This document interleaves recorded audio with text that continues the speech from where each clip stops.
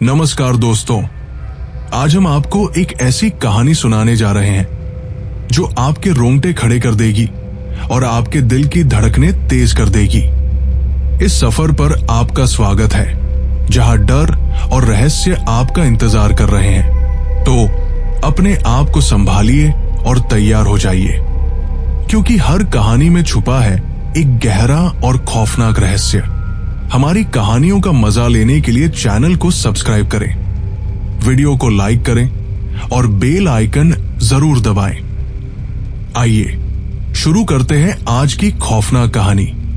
दोस्तों, मेरा नाम अमित है और मैं लखनऊ का रहने वाला हूं। तो चलिए जानते हैं कि इस घटना में क्या हुआ था।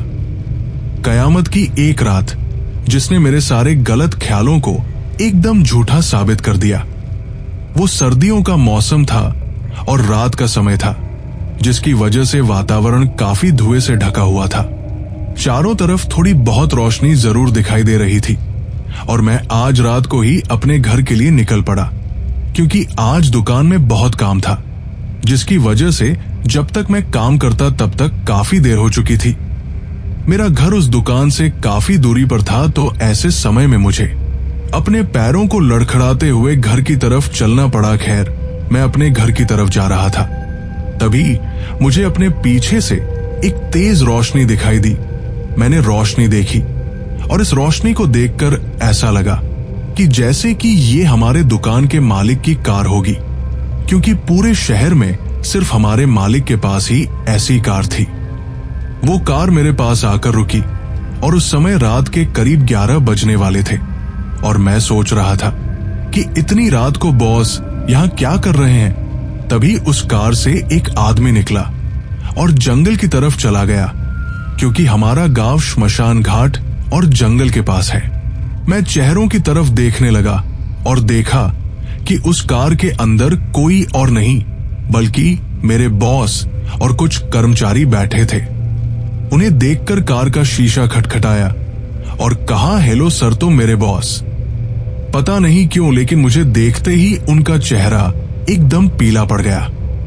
पहले तो मुझे भी मेरे बॉस का ये व्यवहार काफी अजीब लगा, लेकिन जब उन्होंने कार का शीशा नीचे किया तो मैंने उनसे पूछा कि अरे आप इतनी रात को यहाँ क्या कर रहे हैं। तो मेरे बॉस, उन्होंने बताया कि वो बस थोड़ा समय बिताने के लिए घूम रहे थे। मेरा घर यहाँ से काफी दूरी पर था, इसलिए मैंने अपने बॉस से कहा कि वो मुझे घर छोड़ दे। उस समय मेरे बॉस मुझे मना नहीं कर सके और मुझे कार में बैठने का इशारा करने लगे।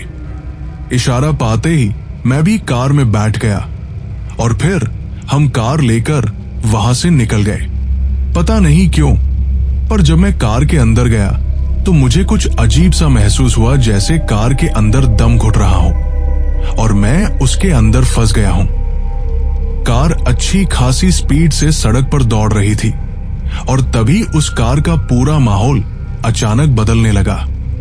धीरे धीरे एक धीमी सी आवाज बहुत ही डरावने तरीके से कार के अंदर गूंजने लगी। ये तीखी आवाज हमारे कानों में खामोश हो गई थी। आज पहली बार मैं दुकान से इतना समय निकालकर अपने घर लौट रहा था। इस कार की कुछ अजीब हरकतों के बाद ये कार अचानक से रुक गई और कार के रुकने के बाद मैं तुरंत उस कार से बाहर निकल गया। मैं उतरने लगा, पर तभी मेरी नजर गाड़ी के पीछे वाली सीट पर पड़ी और मेरा दिमाग हिल गया, क्योंकि गाड़ी के अंदर बॉस ने एक कटे हुए बकरे की लाश रखी हुई थी। ये देखकर मुझे गुस्सा आ रहा था और मैं अपने बॉस से पूछना चाहता था, पर दूसरी तरफ मुझे ये भी पता लगाना था कि बॉस इस बकरे की लाश के साथ क्या करेगा। गाड़ी अचानक से बंद हो गई थी और इस वजह से ड्राइवर के साथ साथ बॉस भी गाड़ी से उतर गए और इधर उधर घूमने लगे और गाड़ी की जांच करने लगे। लेकिन गाड़ी में कोई दिक्कत नहीं थी, तो गाड़ी क्यों नहीं चल रही थी। हम इन सब बातों से बिल्कुल अनजान थे, लेकिन मेरा दिमाग बार बार उस बकरे लाश की तरफ जा रहा था जो गाड़ी के अंदर पड़ी हुई थी। फिर मैंने ड्राइवर से पूछा और कहा, अरे भैया, गाड़ी के अंदर बकरे की लाश क्यों पड़ी है और इस लाश को कहां ले जाया जा रहा है। ड्राइवर ने हैरानी भरी निगाहों से मेरी तरफ देखा और कहने लगता है, आपको गलतफहमी हुई होगी क्योंकि कार बिल्कुल सामान्य है।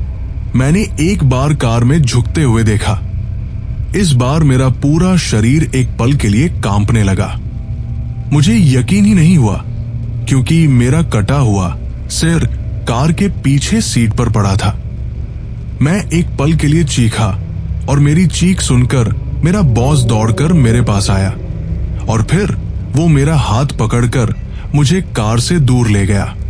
मुझे कार से दूर ले जाने के बाद उसने मुझसे कहा कि तुम्हें जरूर कोई वहम हो गया है क्योंकि कार के अंदर ऐसा कुछ भी नहीं है जो तुम्हारे साथ इस तरीके से कर सके। मुझे अपनी बॉस की बातें हैरानी की सीमाओं को लागने पर मजबूर कर रही थी। तभी जंगल से एक आदमी निकलकर कार के पास पहुंचा।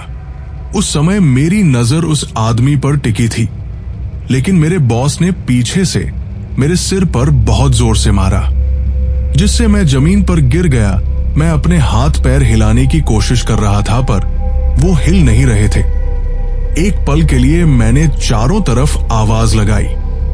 उस श्मशान में इंसान तो दूर, किसी कुत्ते का भी नामो निशान नहीं था। एक गहरा सन्नाटा उस सड़क पर कहर बरपा रहा था। सन्नाटा भी कोहराम मचा रहा था। उस घोर अंधेरे के बीच किसी तरह मैं उस ठंडे वातावरण में अपने पैरों पर खड़ा हुआ और इधर उधर उस गाड़ी को ढूंढने लगा। अब मैं यही बैठा हुआ इस उम्मीद में था कि मुझे वो गाड़ी कहीं दिखाई नहीं देगी और मैं अपने घर के लिए निकल जाऊंगा, पर ऐसा नहीं था। वो गाड़ी मेरे ठीक पीछे खड़ी थी और जब मैं अपनी जगह से खड़ा हुआ तो उस गाड़ी की हेडलाइट अपने आप बंद और चालू होने लगी, जिसकी वजह से मैं पीछे की तरफ चलने लगा और मेरे कदम तभी रुके जब मेरा शरीर किसी चीज से टकराया। गौर से देखने पर मैंने पाया कि वो गाड़ी के ड्राइवर की लाश थी जो बकरे की हालत में थी। ये दृश्य देखने के बाद मुझे समझ में आ गया कि ये इलाका शैतानों से घिरा हुआ है और उस ड्राइवर को मारने का काम किसी और ने नहीं बल्कि वहां मौजूद उन काली शैतानी शक्तियों ने किया है, जो इस इलाके में अपने नाम से नहीं बल्कि अपने काम से मशहूर है। अभी मैं वहां से निकलने की कोशिश कर ही रहा था कि मेरी नजर उस पेड़ के ऊपर रखी एक और लाश पर पड़ी। इस बार मेरा पूरा शरीर कांपने लगा क्योंकि ये लाश हमारी दुकान के मालिक की थी। तभी एक धीमी और डरावनी दस्तक की आवाज के साथ गाड़ी का दरवाजा खुलने लगा।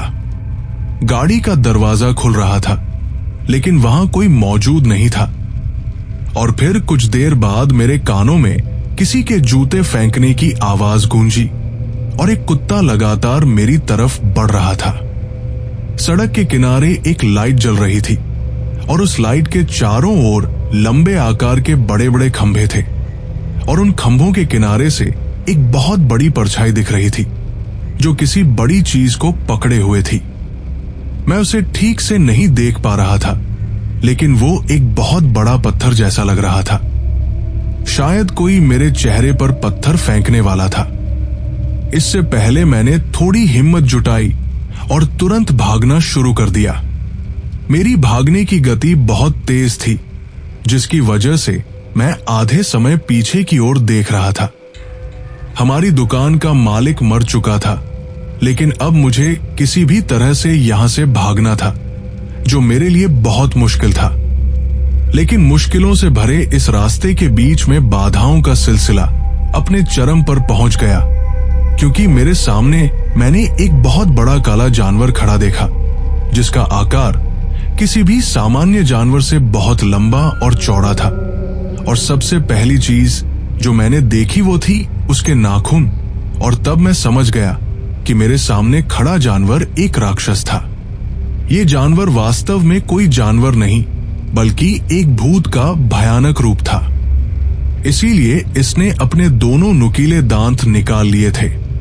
मानो परेशानी काफी नहीं थी, इस राक्षस ने मेरी यात्रा लगभग समाप्त ही कर दी थी। अब मैं जीवन जीने की सारी उम्मीदें खो चुका था, लेकिन प्रयास अभी भी जारी था। इधर उधर देखने के बावजूद मुझे भागने का कोई रास्ता नहीं दिखाई दिया। एक तरफ वो काली परछाई अभी भी मेरा पीछा कर रही थी और दूसरी तरफ इस राक्षस का कयामत भी मेरे ऊपर मंडरा रहा था। मैं समझ नहीं पा रहा था कि अब मुझे क्या करना चाहिए। तभी मैंने देखा कि मेरे ठीक पीछे से एक गाड़ी की हेडलाइट मुझ पर पड़ रही थी। वो लाइट्स देखकर मैं जल्दी से पीछे मुड़ा और मैंने देखा कि मेरे पीछे से एक ट्रक अच्छी स्पीड से मेरी तरफ आ रहा था। मैंने उस ट्रक के आगे हाथ दिखाया, लेकिन वो ट्रक ड्राइवर ट्रक रोकने को तैयार नहीं था। इसीलिए मैं अपनी तरफ से पूरी कोशिश करता रहा, लेकिन उस ट्रक ड्राइवर ने ट्रक नहीं रोका। लेकिन शायद उसकी किस्मत को भी कुत्ते ने काट लिया था, क्योंकि अचानक उसका ट्रक भी बहुत गलत जगह पर रुक गया और फिर ड्राइवर ट्रक से उतर गया और फिर मैं उसके चेहरे को देखते हुए लगातार उसे चिढ़ाने लगा। मैं मन ही मन उस पर हंस रहा था, लेकिन दूसरी तरफ ट्रक ड्राइवर टेंशन में ट्रक के इर्द गिर्द भागने लगा। मैं तुरंत उसके पास गया और उसका हाथ पकड़ते हुए कहा, अरे भाई, हमें यहां से बहुत जल्दी निकलना होगा, नहीं तो यहां मौजूद आत्माएं हमें नुकसान पहुंचा सकती हैं। उस ट्रक ड्राइवर ने मुझे घूरते हुए मुझे धक्का देना शुरू कर दिया और खुद भी मुझसे डरकर कांपता हुआ भागने लगा। मुझे समझ नहीं आ रहा था कि मैं उस ट्रक ड्राइवर का क्या करूं। खैर, उसे इस तरह भागता देख मैं भी उसके पीछे भागने लगा और मैं कुछ कदम आगे चल ही रहा था कि उसका एक पैर किसी चीज के अंदर चला गया और वो जमीन पर मुंह के बल गिर पड़ा। ये एक ऐसा पल था जो मुझे हिला देने में सक्षम था, क्योंकि मेरी आंखों की अद्भुत रोशनी के सामने उसने बिल्कुल भी संघर्ष नहीं किया। ऐसा लग रहा था जैसे किसी ने उसकी गर्दन पकड़ ली हो और धीरे धीरे उसकी हड्डियों से जीवन खत्म होने लगा हो। उसके हाथ पैर अब काम करना बंद कर चुके थे। इसी बीच मैंने अपने जीवन का एक और भयानक और दहशत भरा दृश्य देखा, जो वाकई भयानक था। एक बहुत ही डरावना दृश्य था, जो मेरे जीवन का सबसे भयानक दृश्य साबित हुआ। दरअसल ट्रक ड्राइवर के शरीर से खून बहने लगा था। वो जगह भी खून से लथपथ थी और उसके शरीर की ये हालत देखने के बाद मैंने अपनी जान बचाने के लिए कुछ करने की सोची। दोस्तों, उस वक्त मेरे पास एक ही रास्ता बचा था जो मुझे बचा सकता था। उस वक्त जब मैंने वो ट्रक देखा तो मैंने सोचा कि शायद मैं इसे ठीक कर सकता हूं और यहां से निकल सकता हूं। इसलिए मैं उस ट्रक की तरफ निकल गया और जल्दी से उसके अंदर घुस गया और अंदर बैठने के बाद मैंने पहली बार चाबी घुमाई और वो ट्रक एक ही बार में स्टार्ट हो गया। मुझे यकीन ही नहीं हो रहा था कि मेरी किस्मत इतनी अच्छी है। मैंने ट्रक के एक्सीलेटर पर पैर रखा और तुरंत वहां से निकल गया। रास्ता अभी भी सुनसान लग रहा था, लेकिन इस बार मैं अपनी हिम्मत और बहादुरी के दम पर वहां पहुंच गया। मैं वहां से चला गया क्योंकि सड़क पर अभी भी गहरी खामोशी छाई हुई थी। लेकिन दोस्तों, वो कहते हैं ना कि जब मौत किसी इंसान के पीछे पड़ जाती है तो वो कुछ भी करने को तैयार हो जाता है। इस बार मैंने भी वैसा ही किया। मैं ट्रक को उस दिशा में चलाता रहा जिस दिशा में मुझे रोशनी दिखी। स्पीड पकड़ने के बाद मैं एक जगह पर पहुंचा जहां पर एक बहुत बड़ी दूध की फैक्ट्री बनी हुई थी और वहां पर पहुंचकर मैं उस ट्रक से उतरा और वहां पर मौजूद सभी लोगों को इस पूरी घटना के बारे में बताया। तुरंत सभी लोग मुझे उस जगह पर ले गए जहां पर यह बहुत बड़ी दुर्घटना हुई थी और वहां पर अंदर जाने के बाद मुझे उन तीनों लोगों की लाशें नहीं मिली। हालांकि वो ट्रक अभी भी हमारे पास ही था। फिर करीब 2 दिन के बाद भी ये पता नहीं चल पाया कि उन तीनों की लाशें अचानक कहां गायब हो गई। पुलिस द्वारा भी काफी जांच पड़ताल की गई, लेकिन कोई भी उन तीनों लाशों के बारे में पता नहीं लगा सका और मैं इस उलझन में था कि आखिर वो बूढ़ा आदमी कौन था जो उस दिन गाड़ी से उतरकर जंगल की तरफ गया था और मालिक ने ऐसा कौन सा काम किया था जिसकी वजह से उसे बकरे की लाश को उस जंगल वाले इलाके में ले जाना पड़ा जो असल में भूतों का अड्डा है। अगर आपको हमारी कहानी पसंद आई हो तो हमारे चैनल को सब्सक्राइब करें, इस वीडियो को लाइक करें और बेल आइकन दबाना ना भूलें ताकि आप हमारी आने वाली हर कहानी का लुत्फ उठा सकें। अपने विचार और अनुभव हमारे साथ कमेंट्स में साझा करें। अगली बार फिर मिलेंगे एक नई खौफनाक कहानी के साथ। तब तक के लिए सुरक्षित रहें और अपने आसपास की परछाइयों से सतर्क रहें। धन्यवाद।